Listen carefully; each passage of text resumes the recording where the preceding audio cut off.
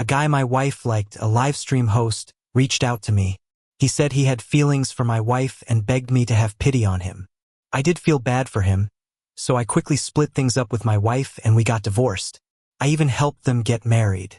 At the wedding, I gave him a special gift. I played my ex-wife's stomach cancer diagnosis on the big screen. Tina and I had been married for 3 years, and our relationship had always been solid. So when I saw a picture of her kissing another guy on my phone, I couldn't believe my eyes. I asked a friend to make sure it wasn't photoshopped, and slowly reality hit hard. I tracked down the guy's Instagram and Facebook using the number that sent the photo. There, he was openly flaunting his romance with Tina. Although her face was blurred, I recognized her instantly. This side dude had come knocking right on our door. I spent an afternoon going through all of his videos. He was trying to be this motivational figure online, working hard to sell snacks and run his little shop pretty well. He had been with Tina for a year. During that time, she often lied about business trips when she was really just spending time with him. They traveled everywhere, hitting up tons of popular tourist spots and managed to ruin the beauty of my country's landscapes. I was feeling pretty down, but when I glanced at the cancer diagnosis in my hand, suddenly I didn't feel as bad. Just then, my phone rang. Ben, you know who this is, right? He sounded pitiful on the phone, as frail as paper. I'm sorry, I don't mean to meddle in your marriage, but I'm sick now, and I can't keep my situation from her. I need you to help me out, man. Please have some pity on me. My low blood pressure was cured instantly. I pushed down my anger and replied calmly, "How can I be sure you're really sick? You think I'm lying? I'll send you proof right now." After some fiddling sounds, he sent over his medical report. "Listen, man, Tina doesn't love you anymore. Can't you just let go?" I glanced at the cancer diagnosis. No anger, no anger. Not arguing with the future widow, of course. But how do I know your illness is legit? The line went quiet and tense before he finally dropped the act. "I can't believe you, man. Tina always said you were decent, but I shouldn't have bothered. Believe me or not, I'm sick, and I'm not lying about it. Yeah, you don't have to swear on it. If your illness is true, saying bad things will only tarnish your reputation. Why punish you for your father's mistakes, right? How about you swear you're not lying, and if you are, you'll get hit by a car on your way out." "Then I'll believe you," I said flatly. There was a gasp on the other end, followed by a long string of curses. "Ben, you're the one who should get hit by a car. You useless piece of shit. You can't take care of your wife and let her hang with me, and you won't let other men do it. I hope you never find true love in 10 lifetimes. I moved my phone away slightly and started recording. Once I got enough, I sent the recording to Tina. Not too long after, Tina rushed over. "Ben, I'm sorry. I didn't think he'd come knocking on our door. I promise I'll handle this. Just give me some time. I messed up because of stress. I told him not to bother you." She was full of excuses, clearly rehearsed a million times over. But the more she talked, the more anxious I felt. If that guy, Eric, hadn't been so stubborn, how long would she have kept up the act? And seriously, stress is a reason to cheat? Why, when I'm stressed, do I just end up with mouth ulcers? I couldn't listen anymore and cut her off abruptly. "He's sick." Tina opened her mouth but said nothing. I forced out some tears. "Tina, let's just part ways peacefully. We should get a divorce." I quickly got a lawyer, followed his advice to gather the divorce paperwork, and booked a slot to finalize things at the Civil Bureau. I handed Tina the asset division agreement. It wasn't in her favor. Out of 3 houses I was taking 2, we split the cars, and I kept all the cash, funds, and stocks. Essentially, she'd only get a house and a car. Honestly, I wanted her to leave empty-handed, but I realized that would complicate things, so I compromised. Her lips trembled, fingers shook, and her eyes went red. "Ben, I don't want a divorce. I know I messed up. Please give me another chance. I'll fix everything." I felt a sting in my eyes, but no matter how hard I tried, I knew I'd never fully let it go. Every day I'd be suspicious and restless. Why should I torture myself for her mistakes? Besides, karma was already at her doorstep. I wasn't sacrificing my future for her. She didn't deserve it. Tina's guilt was my best leverage for the asset split. Forgive her and drop my standards, and if I have to go for a divorce again, she'd just think nothing of it. That small bit of guilt would be gone. Is it that you think I'm asking too much in the agreement? If it's the money, just say so. No, it's not about the money. I was wrong. You can take everything if you want. I just can't let go of you. We've been together 6 years, 3 dating, 3 married. Great. If money's not the issue, sign the papers, Tina. Don't drag this out. Don't make me lose respect for you. I looked into her eyes, letting my tears fall. Sometimes a woman can put on a performance too. Under my gaze, she finally signed with shaky hands. There's a 30-day grace period. Ben, I'm waiting for you to change your mind. If you don't contact Eric for those 30 days, I might reconsider. Can you do that? Can you? Trust me. All right then, take a leave from work and let's go on a month-long trip. We'll come back after a month. Sure. Tina agreed enthusiastically. She even started discussing where we should travel and booked the tickets. But she seemed a bit restless the whole afternoon. It was as if she wanted to prove her determination but was secretly texting behind my back.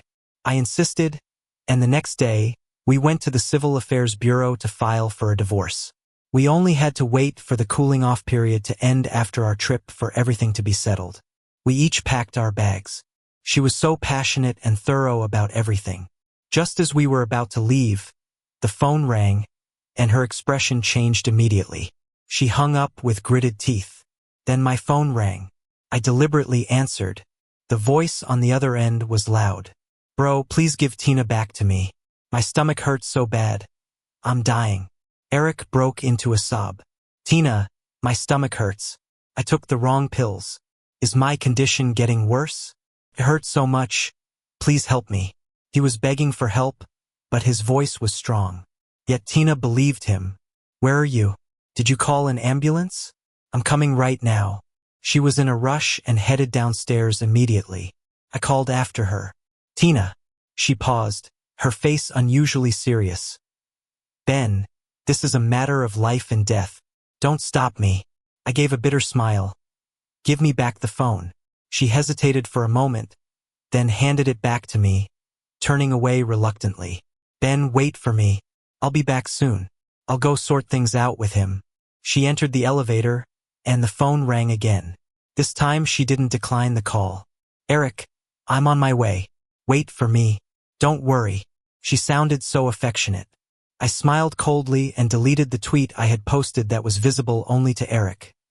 Back to old stomping grounds, reliving youth.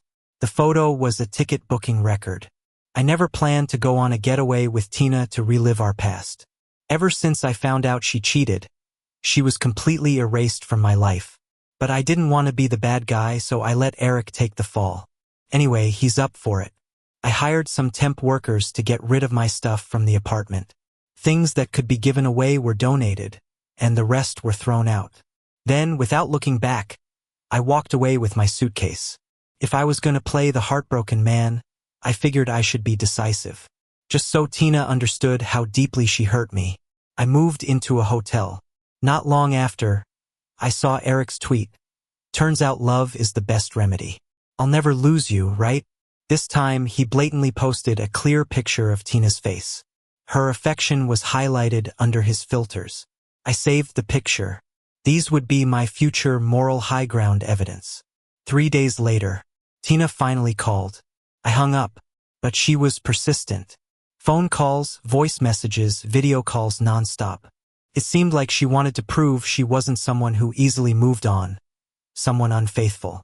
Highly theatrical, self-indulging. I only see her flaws now. If she really cared, she should have controlled herself. Kept her moral boundaries intact. She sent me a voice message. Ben, where are you? Have you left? I know you're angry, but it was about life and death. Please understand, Ben, I know you're kind. I'll find you and we can go traveling. Okay? I read her message and laughed. Turns out Eric wasn't enough for her? To spite Eric and also to let Tina know the impact of her betrayal, to avoid any lingering thoughts in her mind, I decided to meet her one last time, hoping afterward we'd be strangers. I chose a cafe we used to frequent for our meeting. She arrived quickly, ready to throw herself at me as soon as she saw me.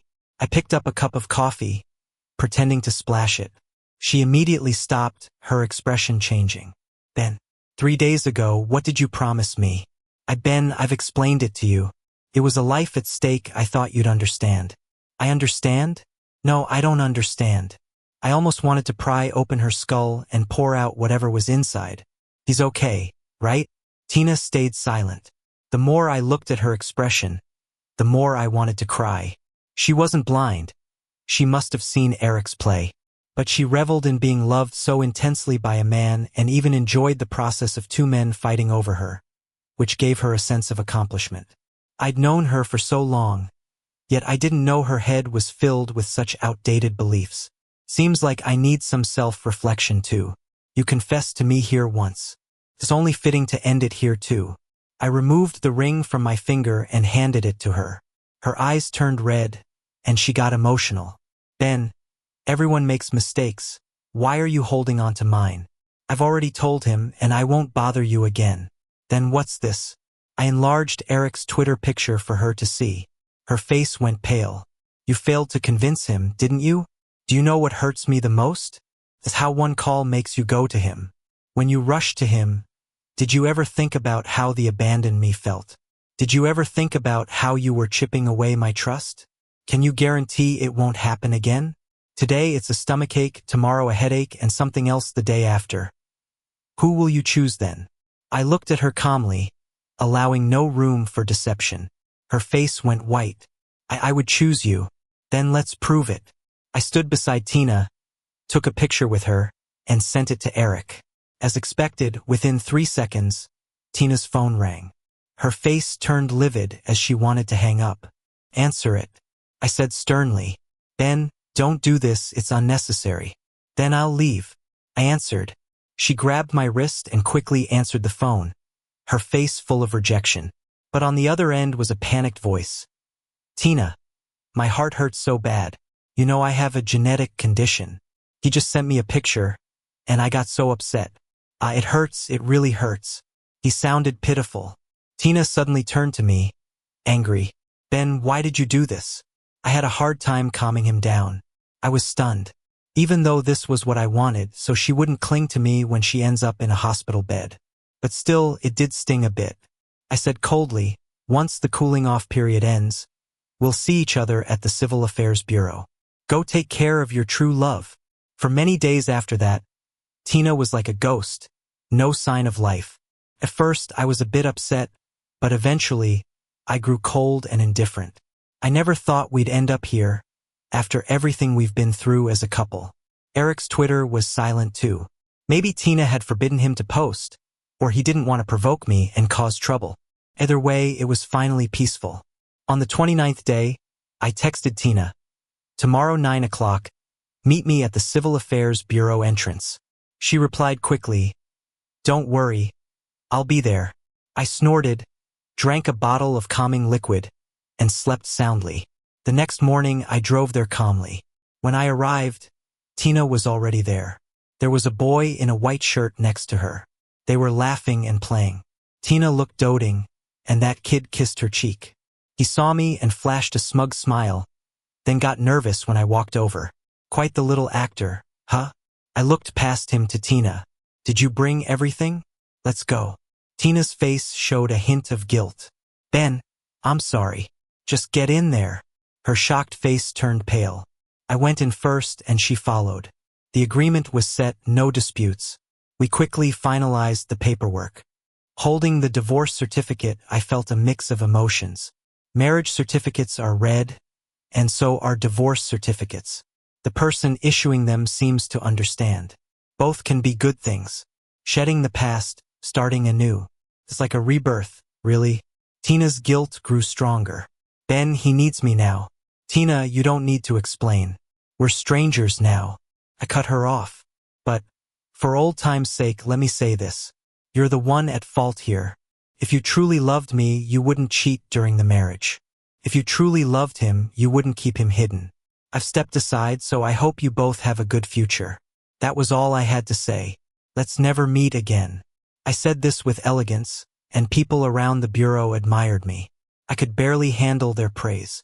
I'm a person who returns favors and grudges. Being betrayed like that, I wished for her to end up beneath the dirt. Tina didn't expect me to say this, and she felt even guiltier. She stepped forward, trying to grab my hand. I felt intense disgust. I didn't realize she was so clingy. I must have been blind back then. Luckily, Eric joined in and grabbed Tina's arm tightly, smiling. Thanks, Ben, for letting us be together. We're getting our certificate today. And by the way, Tina's giving you most of the assets as compensation. Hope you use that money well, Ben. He hinted that Tina was generous, and I was greedy. I laughed. Congratulations to you both. Tina and I earned our assets together during the marriage. She's not doing me a favor. It's me being gracious that she's not leaving empty-handed. I heard Eric's shop does well too. But influencers rely on fans. How would they feel knowing you're a kept man who insults the ex-spouse? Eric glared at me but didn't dare rebut. Tina jumped in for him. It was my pursuit of Eric. I'm sorry, Ben. Take your issues out on me. Really? Can I? I chuckled and slapped her across the face. Is this okay? Tina was stunned. She probably thought I'd stay calm and collected. But now, with the divorce certificate in hand, she can't cling to me anymore. I didn't hit her harder because I'm a law-abiding citizen, not because I'm kind. This slap is for cheating on me. Smack. This slap is for standing by him, disgusting me. I didn't make a scene because I'm merciful. I had more slaps in me. Tina gripped my right hand, her eyes cold, filled with hate. Enough. Smack. I slapped her with my left hand. Tina was utterly shocked. Eric started screaming. Are you insane? What's wrong with you? He hurriedly pulled Tina back. Staff came over and separated us quickly. I pointed at Tina, scolding her loudly. Mudmen have some fire. It was you who wanted no kids, wanted a couple's world. Now you tell me he's sick and you want a divorce? You're unfaithful, ungrateful. We're done. If you ever bother me again, don't blame me for being ruthless. That slap erased all past ties and feelings. Tina's face turned frosty. She lost all her dignity in front of everyone. She wanted to save face, maybe wait to marry Eric later. But I've had enough. Eric, let's get our certificate. Eric gently touched her face, sneering. You're lucky Tina's kind doesn't hit men. Otherwise, you'd be done for today. I laughed too. I don't stick to those rules. I hit women. Want to try? I'll send you to the hospital fast. Eric turned pale with fear. Tina shot me a fierce look. You can't even compare to Eric, not even one finger. Looking back, divorcing you was such a good thing. She didn't look back as she dragged Eric to the marriage registry office. Seriously, was she throwing shade at me? Let's see if her Eric stays the perfect husband when she's bedridden. A few minutes later, Eric made a special effort to send me a picture of their marriage certificate. I chuckled and blocked him and Tina, feeling a sense of relief. Great, the plan is halfway done. The rest depends on when they have the wedding. Tina hates me and Eric is vain. They'll probably throw a grand wedding. Sure enough, it wasn't long before friends and family started calling. Confused, asking why Tina and I had divorced. In their minds, Tina and I were still madly in love. I wasn't shy about telling them Tina had been cheating for a year, and Eric had shown up at my door, demanding I divorce her. I answered every single call, repeating the same thing. Sometimes I'd even shed a few tears for effect. After listening, people would say things like, Ben, you're so considerate. It's tough on you. Oh, you have no idea how tough it was. Later, instead of a call from Tina, it was her parents who reached out. Ben, you took most in the divorce. Tina was at fault, so we're not saying much. But you don't need to badmouth her everywhere. It's bad for her reputation. Let her be. I swallowed my anger, feeling like my loyalty was wasted on them. I was so good to her parents, like they were my own. Bought 3 sets of everything. 1 for myself, 1 for my parents, and 1 for hers. Never missed gift giving during holidays. Tina couldn't even remember their birthdays. I always had to remind her to send a card or gift. When they were sick, I was there, providing care and hiring help. Her parents once said, if Tina wrongs you, we'll be the first to stand up for you. Yet here they are now taking her side. Uncle, Aunt, I said coolly, if I'm lying, sue me for it. If I'm telling the truth, you can't stop me. If they aren't ashamed of what they've done, they shouldn't fear the talk. They got agitated. What? You're speaking like this? You hid the divorce from us and tricked Tina out of money as hush money. Now you're still bad-mouthing her? And 6 years together, dating and married, you never had kids. Do you know what people say about us? That we married a curse. If you were a decent guy, why would Tina leave you? A real man gets a woman's love. They were going on and on with their so-called wisdom. Wow, I must have picked my spouse from the relics of feudalism. I started recording, put the phone a bit away, and once the lecture was over, had a good 7 or 8 minute clip. I sent the recording to a buddy, asked him to edit out the key parts, something to save for later. His response, "You're too soft. Why didn't you just beat the lot of them?" I laughed. Why would I do that? Better keep them around to be all loving and grateful to each other. Tina's wedding took place at the best hotel in town. A mutual friend mentioned Tina bragging Eric was everything. Famous, good-looking, successful and wealthy, willing to settle down. A perfect husband. She wanted to give him the best. Sounded so devoted. New flames always outshine the old ones. Huh? On the wedding day, I went to the hotel, which was far grander and more romantic than our wedding. Back then, I didn't fuss over details, being practical about everything since we just cared about each other. If I could go back, I'd slap myself. That's what you get for being considerate, for trying to save money. Hiding behind big sunglasses, I sat quietly in a corner, unnoticed. Soon enough, the ceremony started. Tina and Eric followed the routine led by the host. Eric looked thrilled, clearly on cloud 9. Tina seemed like she was having her second wind, looking more radiant than ever. They exchanged loving words as their wedding photos appeared on the big screen. But suddenly, the photos froze, replaced by a gastric cancer diagnosis report. Tina's name was clearly displayed. Everyone was shocked. People previously focused on their food looked up, exclaiming in surprise. The hall was buzzing with chatter. The bride has cancer? Is that real? Does the groom know? If not, it's fraud. Eric followed everyone's gaze and saw the cancer report on screen. His mood shifted and he looked stormy. Tina was mid-speech, but realized something was off, turning to see the report. Her expression was priceless. Cancer? She panicked. It's fake. It's got to be fake. Someone is lying. Get it down. Quick. The place was a mess. Someone rushed backstage to find out what happened. Tina's parents were clueless and in disbelief. Eric's parents stood by his side, eyebrows furrowed in anger. It was like they forgot they were just praising the bride. The scene was utter chaos. I stood up and slipped out amidst the confusion. Later, some friends who stayed told me that the wedding barely went on. But you could tell that the bride and groom were kind of out of it. They forced smiles, but you could sense the distance and suspicion between them. After the wedding, Tina and Eric didn't even make it to their wedding night before heading to the hospital. The results were as expected. Tina was indeed diagnosed with stomach cancer. She was admitted to the hospital immediately, and Eric went back to his place. Their bridal suite stayed empty, turning into a ghost town right away. That evening, while I was out with friends eating hot pot, a call came in from an unknown number. As soon as the voice on the other end spoke, I knew it was Tina. She was angry, asking me if I messed up her wedding. I laughed. Who are you? There was silence for a moment before she bitterly said, I'm Tina.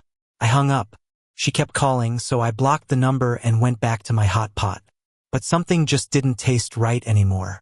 To be honest, when I first got the news about the cancer, my heart ached. I spent the whole morning looking up information about stomach cancer. I wanted to find something hopeful to tell Tina, something that would keep her spirits up. I even started calculating treatment costs, thinking maybe I should sell my house to help out. But then it was me who lost hope. Her cheating ended any sympathy I had left. Worrying about someone who cheats? I must have lost my mind. Now that she knows, I wonder what she's thinking. Does she see this as karma? It wasn't long before Eric called too, his voice dripping with hatred. Ben, you coward.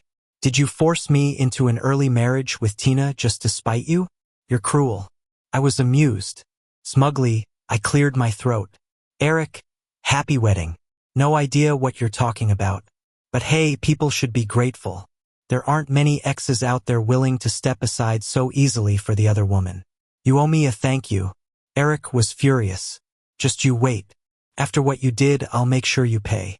Eric, I cut him off. You really worked hard for this. Didn't you? The title's in your hands now. Isn't it a bit shady to ditch the mediator? I hung up and blocked him too. But I never would have guessed what would happen next. Tina's parents came to my workplace. They were waiting downstairs and rushed me when they saw me. Ben, did you know Tina was sick and used that to divorce her, swiping her house and car? How can someone so young be so heartless? They caused such a commotion that a crowd formed, including some of my coworkers. A few colleagues stepped in to separate us, trying to prevent any conflict. Some tried to calm them down. Others quietly advised me to head upstairs. But I just shook my head. You can't watch out for trouble every day, only deal with it when it comes. I knew they'd kick up a fuss someday.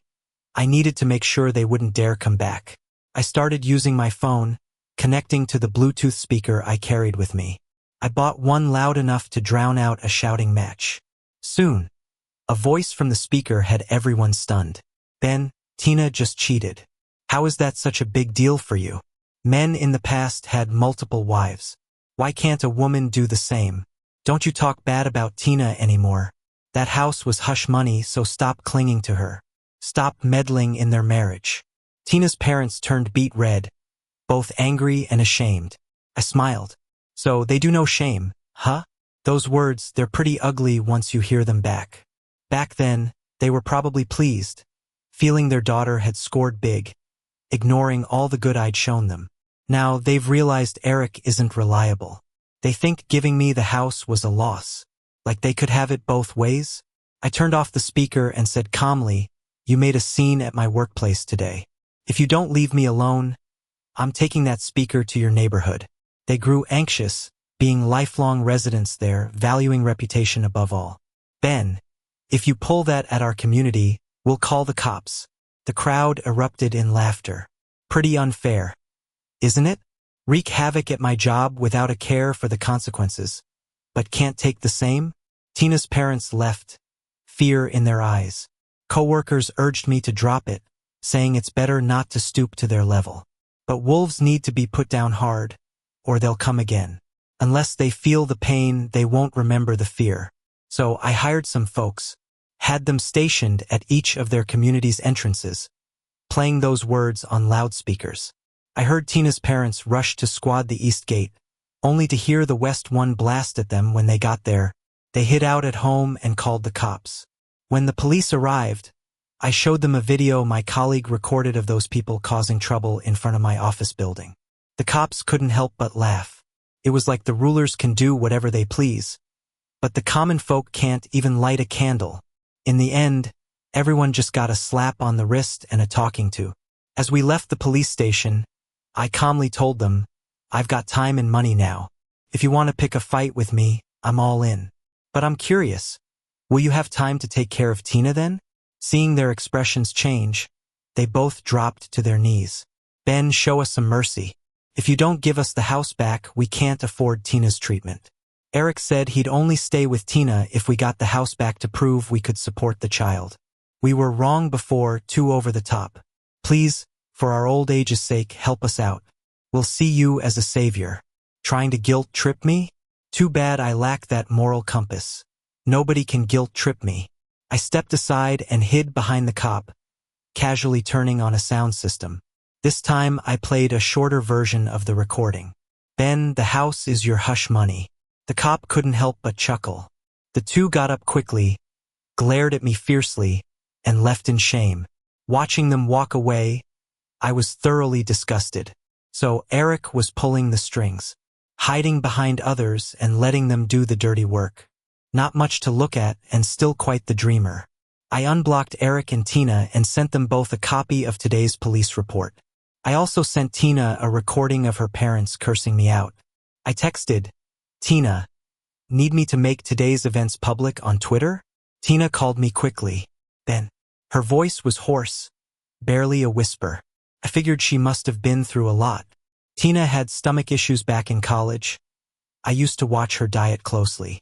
But lately, she'd been traveling all over with Eric under the guise of business trips, eating recklessly. Yet she'd call and say she was too tired, and her stomach hurt. I was always worried about her, urging her to get a checkup. Now I realize how foolish I was. This woman relished my concern on one hand and got cozy with her lover on the other. The sympathy I felt evaporated in an instant. I let out a short laugh. Tina, how do we resolve today's mess?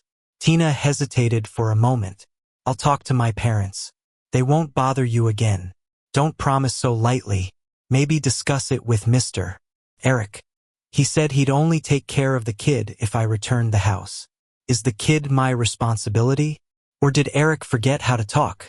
Or do you enjoy seeing your parents used as pawns? I know. It won't happen again. Rarely, Tina didn't speak up for Eric. I guess their relationship hit a rough patch lately. Two self-centered people can align against others until their interests are threatened. Then it's every person for themselves. But does that matter to me? Tina had more to say, but I hung up. Soon Eric's reply came through. Ben, you're the reason Tina can't afford treatment. When she dies, her ghost won't let you go. No one's as heartless as you. You'll get your karma. Reading those lines, my head throbbed with anger. Wonder how Tina would feel knowing Eric curses her like this. I shot back a quick reply. No way, no way. A social media influencer with 100K followers doesn't have the cash to support a child? Need me to post a video to fundraise for you? Tina's such a great lady. Even with cancer, she deserves your care. You should really sell everything you have to treat her to match that inspiring persona of yours. I continued. I'm so envious of you too. The perfect couple with Tina. Unlike me, I've got no chance of getting cancer in my life. I'm paying for my deeds, counting the endless cash in my bank until I cried. Just don't know when I'll ever spend it all. You took my Tina, but I'm not upset. Just want you two happy. True love conquers. As I typed on, an exclamation mark popped up. Eric blocked me. Not much of a fighter trying to provoke a fight. The next few days were pretty calm. Maybe a loss in love was a win at work. I actually got a promotion and a raise. Before my old boss left, he lifted me up, saying I dared to act, think, and take responsibility. That's exactly what the company needed. I thought he might be referring to my face-off with Tina's parents. Worked diligently for 6 years, yet a fiasco earned me a promotion and raise. Never imagined it'd go that way. Unexpectedly, on the job transfer task list, I discovered Eric's name among the company's product streamers. Turned out he ran an online shop and streamed for sales. I smirked and told my secretary, "Take him off." Huh? Why? Trust me, he might cause a scandal soon. Don't let him drag the company down. The secretary, looking serious, immediately went to handle the contract termination. Eric soon called my office. He sounded cautious, trying to appease. Hello. Could you tell me why we're terminating? Is there anything I haven't done right? Please let me know, and I'll do whatever it takes. Surprising that Eric could even sound apologetic? I replied coolly, the secretary should have explained it. When you hit 100,000 followers, we might reconsider working with you. I hung up, not wanting to waste more words. But Eric likely recognized my voice. He texted, "Is it you?" I blocked him. Later at night, my secretary rushed to call me. "Ben, quick. Look, that guy's live now, taking jabs at us." I opened the video and, sure enough, found Eric on screen, shedding tears pitifully. "Hey, do you guys know what I've been through recently? I got scammed into a marriage. My wife lied about being single. She was already married. She also had cancer, but she only revealed this after we got our marriage license. Why did she and her ex-husband conspire to deceive me? I was so good to her. Her ex even went after me and messed up my merchandise contract. How am I supposed to live now?" Eric was crying, looking all delicate and pitiful, thanks to the beauty filter. It made you want to comfort him. So many people in the chat felt sorry for him. They were calling it a marriage fraud. Just despicable. Did they just see that you were making money as a streamer and decide to scam you for cash to pay for her treatment? Definitely possible. Give us those two's contact info. We'll help you look into it. Which company was it? We won't buy anything from them ever again. Poor streamer. You can't cry like this. It's bad for your eyes. People were outraged. But one comment stood out. Here we go again, looking for sympathy. Just give me my money back. I connected with that person. They sent me a question mark. You telling me to shut up? I'll stay quiet for a 300 grand hush money. Not a penny less. I chuckled. Nope, I'm the so-called evil ex. Hello there, sucker. Let me reintroduce myself. I'm Mike, the person you owe money to. After talking with Mike, I learned the whole story. Eric was just getting started with his online store. He had no money for inventory, but Mike saw potential in him and provided him with stock. The products were good quality and had a decent reputation. But suddenly, there were tons of returns. Eric always did business honestly, so he refunded them. Later, they found out that the returned products weren't the ones they had sent out. The packaging was the same, but the goods inside were swapped out. And Eric was behind it. He ordered inferior products, returned them to her, and pocketed the real product's money. Mike ended up losing 300 grand while Eric used it to start his own audience. They took Eric to court, but gathering evidence was tough and it took a long time. Aside from inconveniencing Eric now and then, Mike couldn't do much else. Mike's experience was an eye-opener for me. I analyzed Eric's sales figures closely and found out he was good at creating a facade, using a bunch of fake accounts to boost reviews. The actual sales revenue was insignificant. I guess that's why he clung to Tina. He probably realized he didn't have much of a sales talent, wasn't particularly skilled, and wasn't doing great with his hosting gig. Meeting someone like Tina, who was young, promising, and making a six-figure salary, of course he wouldn't want to let her go. He used pregnancy to tie her down. And Tina, the big fool, probably thought she was so charming, making someone fall for her like that. I chuckled coldly and sent Tina Eric's live broadcast video. I wonder what she thought after watching it. Tina quickly called me. The call was full of nostalgia. Ben, I miss you. I was completely unaffected, just disgusted. I heard she's been staying in the hospital, unable to work. Her position as VP has been taken over, and her parents are selling their house to pay for her treatment. But cancer is a bottomless pit. Even if they throw tens of thousands in, who knows how it'll end. Now she's saying she misses me, but I bet she's thinking about my money. I chuckled coldly. How do you explain Eric's video? She was silent for a long time before she replied. Ben, I might really die. I understood. Tina continued, Ben, give the contract to Eric. He's struggling too. If you can put aside the past, I'll even give you my last house, and also, can you let him go? For the sake of our past, help me one last time. Okay? I laughed in anger. You've tarnished your reputation, and now you want me to be labeled the evil ex-husband? Silence on the other end. In that moment, my heart turned cold and full of hate. I thought I had done enough to settle the score, but nope, I've hardly begun. Those jerks want me to take the fall. They're dreaming. I took a deep breath, and my words were dripping with cold malice. Tina, I was gonna let it slide because we used to be married. As long as Eric stayed out of my business, I wouldn't do anything to him. But now you've asked for it. Let me be clear. Eric's got no business handling our company's products with the little skill he has. We considered him for his audience size, but now that I know he's a lowlife with potential to blow up, sticking with him would be irresponsible. Brace yourself. If I don't see you both get what's coming, then don't call me Ben. By the way, you deserve to die. I hope you kick the bucket soon and come back as an animal in hell. I hung up and started my retaliation plan. Eric deleted all his videos in an attempt to prove his innocence. But since the day he got in touch with me, I'd already paid someone to record all his content. I asked a friend who's into editing to put together a few short, sharp videos detailing the whole saga with text explanation, making it all crystal clear.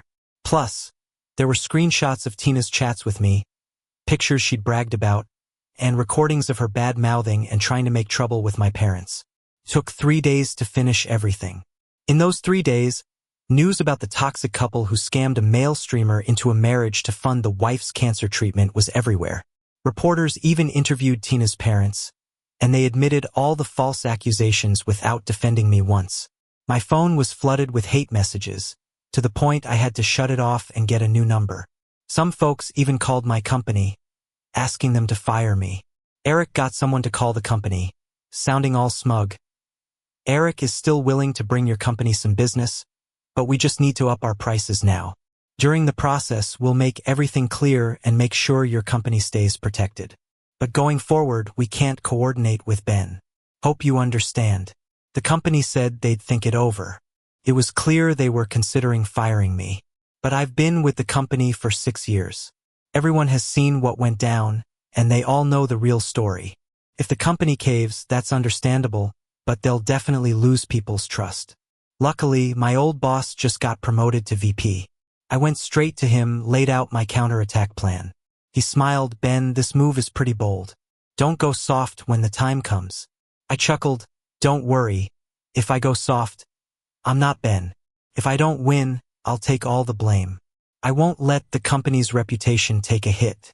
He was pleased, saying, as long as you're not distracted by feelings, go big or go home. When things reached their peak, my response video went live. The company used this as a publicity stunt, contacted some gossip bloggers, spread the video, and covered all my promotion costs. Plus, they had a team register over 200 video accounts overnight, flooding them with my video. This wave of promo totally outshined Eric's video, and the follower count skyrocketed. At the end of my video, I added a line thanking the company leadership for trusting me and not believing rumors. With such trust, I'm willing to be a fan for a lifetime. What's your company like? When you're in trouble, will they still believe in you? This hit home with many people. Countless folks, after venting about that couple, talked about how their own companies let them down when they needed support. This contrast put my company in a good light, and I went from being a nobody to a viral sensation. A ton of people wanted me to explain. After chatting with the company, we decided to do a live stream. In the first part of the stream, I explained my side of things, no exaggerations, just straight up honesty. Then, I started selling the company's products. I didn't talk about features, just described them. I was on a roll that day, felt more and more into it. The products sold out fast. When they told me I achieved the company's best sales ever, my heart raced, like I was falling in love all over again. The whole company was thrilled, excited not just about the sales record but also because I'd cleared my name. The company editor didn't take a break either, quickly cutting my sales clips to stir up more buzz, which got even more followers. Some folks even compared my video with Eric's. Mine came across as warm and elegant, while his was over the top and exhausting to listen to. Many wondered if Tina had lost her mind choosing a guy like that. It's not cool to bash one to praise another, but I couldn't help but feel a bit of pride. The company gave me a few days off to rest, but I wanted to keep the momentum going, so I teamed up with another colleague to do more live selling, hoping to solidify the fan base. If we could establish a brand for our live stream, we could save on future marketing costs and manage our platform more effectively. Eric, though, wasn't so lucky. While I was clearing my name, he confidently charged into the hospital for surgery. Post-surgery, his phone blew up with hate messages. He panicked, rushed to live stream from the hospital trying to play the victim, but the viewers were only there to bash him. His stream lasted 5 minutes before he shut it down. Meanwhile, Mike went public, accusing Eric of scamming him out of $300K, waving his ID as proof. Others swindled by Eric did the same. With pressure mounting, Eric became a public pariah. The police eventually got involved, and Eric was taken in just after leaving the hospital. Tina was furious. She called me from a new number demanding, "You want money? I'll give you money. You want a house? I'll give you a house. Why do you have to destroy everything?" She sent me a photo of herself looking frail post-surgery, hoping to make me feel guilty. I looked at the picture, a bit moved. Tina loved her appearance, always kept herself looking youthful and fresh. But now, with a shaved head, she looked pale and fragile, like a ghost of her former self. Stomach cancer can have a high recovery rate, but often it's caught too late, leaving a slim chance for survival even after surgery. Whether she'd be one of the lucky ones, who knows? But thinking she'd gain sympathy with a sad photo was naive. There's no room for mercy with enemies. Tina, I said coldly, you should have known this day would come when you supported Eric's lies against me. You didn't get it. You escalated it, thinking you'd hold a moral high ground. And you encouraged her, dreaming of negotiating terms. Too naive. You're the real culprit. You never understood people and tried to play both sides, so you deserve this karma. After a long silence, she hung up.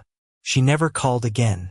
Eric used all his earnings from the past years to pay back creditors and went to prison for fraud.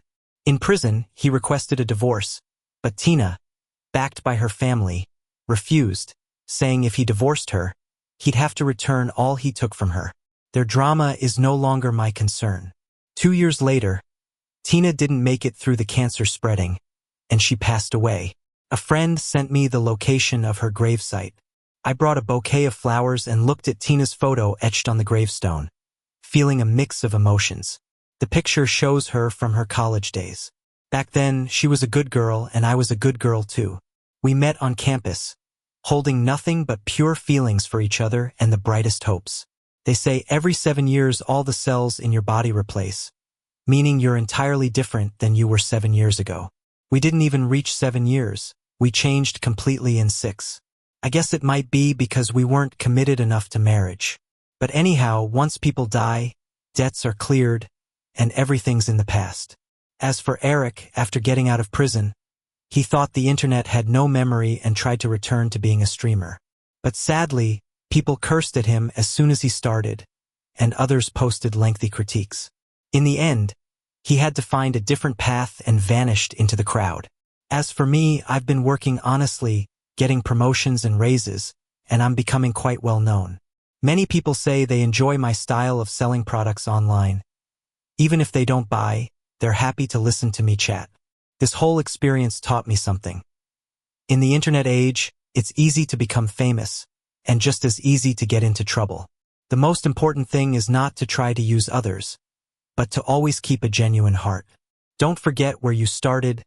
Don't lose sincerity, because only then can you truly navigate a lasting path.